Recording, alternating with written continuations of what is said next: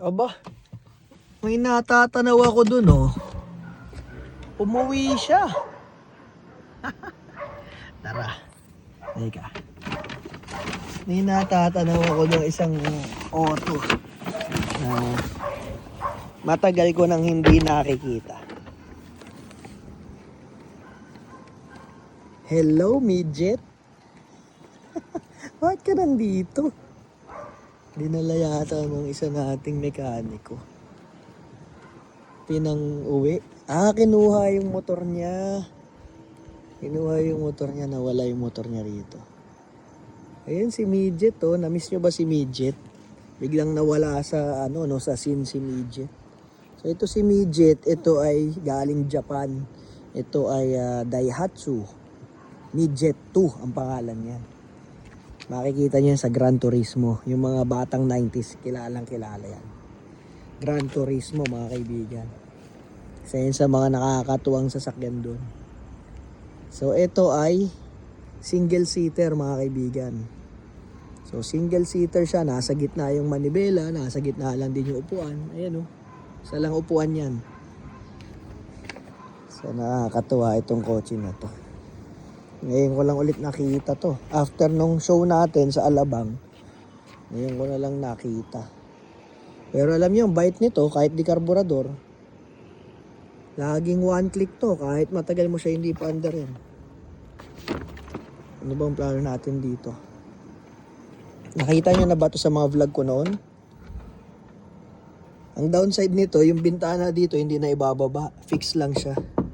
Naka-fix. Ang naibababa, yung dito, sa kabila lang.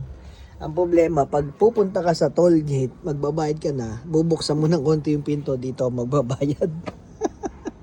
Pero iisipan ko ng paraan paano to maibababa.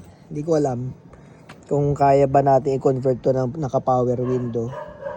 Kaya lang maglalagay tayo ng relays kabilaan. Kasi ito, naka-fix to eh. Parang windshield, may goma na siya. Walang relays. So medyo malaking conversion pag gagawin. Pero original naman niya yan na ganyan. Tingnan nyo, ang ganda niya no. Diba? Naka-sound system din naman. Alpine. Ang speaker, vocal. Oh. Maganda rin tumunog to eh. Ano to? 4-speed manual lang ito mga kaibigan.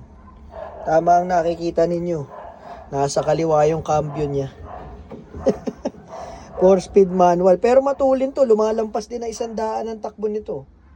Kayang-kaya din ito mag 120. Tapos napakatipid. May aircon din siya. Ayan, oh.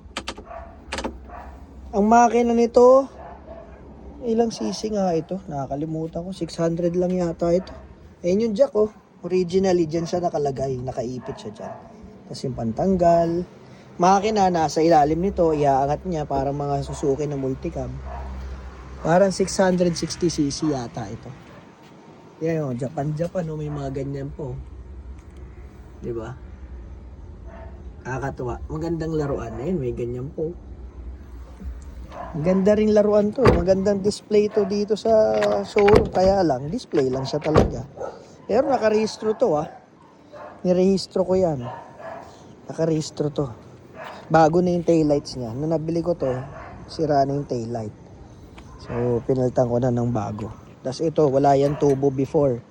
Pinalagyan ko ng tubo. Para may kakapitan kung may ikakarga man. Cute to. Magandang sasakyan. Sa totoo lang.